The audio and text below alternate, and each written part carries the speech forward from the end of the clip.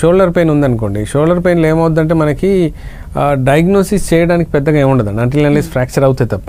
ఇప్పుడు rotator cough stiffness అవుతే అది ఎంఆర్ఐ చేస్తే తప్ప మీకు ఆ స్టిఫ్నెస్ అనేది మనకు ఐడియా రాదు. ఆ స్టిఫ్నెస్ ఎంఆర్ఐ చేయాలంటే దాదాపు 8,000 రూపీస్ మీకు మనకు కాస్ట్ పడిపోతుంటుంది. అలా కాకుండా మనకు లక్షణాలను బట్టి మ్యాక్సిమం ఇది దీనికి అయి ఉంటుందని మనం గెస్ చేసుకోవచ్చు అండి.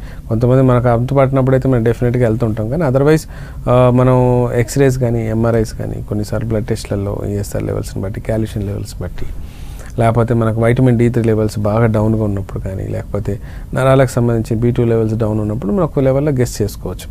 అలా కాకుండా సర్వైకల్ రీజన్స్ అయితే మనకు ఓన్లీ ఎక్స్రే ద్వారా మనకు అర్థమైపోతుంది. మెడనెక్ సంబంధించి ఏమైనా డిస్కంప్రెషన్స్ ఉన్నాయో లేదో అనేది ఎక్స్రేలో కూడా ఈజీగా మనకు ఫైండ్ అవుట్ అయిపోతుంది. దాన్ని బట్టి కూడా మనం ట్రీట్మెంట్ తీసుకునే అవకాశం ఉంది. అండ్ దానికి కూడా మళ్ళీ హై ఎండ్లో మనం ఇంకా డెప్త్కి వెళ్ళాలనుకుంటే ఎంఆర్ఐ లాంటిది మనం చేయిస్తూ ఉంటాం.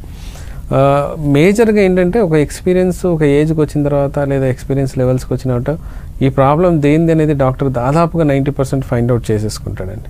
సో దానివల్ల లక్షణాలను బట్టి మనం ఇది డిస్లోకేట్ అయిందా, లేకపోతే ఫ్రాక్చర్ అయిందా, లేకపోతే నిజంగా ఫ్రోజన్ షోల్డర్ అయిపోయిందా, లేకుంటే స్పాండిలైటిస్ వల్ల నొప్పి వచ్చిందా, లేకపోతే మజిల్ పెయిన్ అనేది మనం క్యాచ్ చేసుకునే అవకాశం ఉంది. డెఫినెట్గా దాన్ని బట్టి ట్రీట్మెంట్ చేస్తాం. మేజర్గా అయితే రేడియోలాజికల్ రిపోర్ట్స్ అనేవి మనకు చాలా మటుకు సపోర్టివ్గా ఉంటాయి. దాని ద్వారా మనకు తెలుస్తుంది. కొన్నిసార్లు అల్ట్రాసౌండ్ రిపోర్ట్స్ చేస్తారు, బట్ అది వేరే స్పోర్ట్స్ ఇంజరీస్ ఎక్కువగా ఉన్నప్పుడు అలాంటివి చేస్తుంటారు.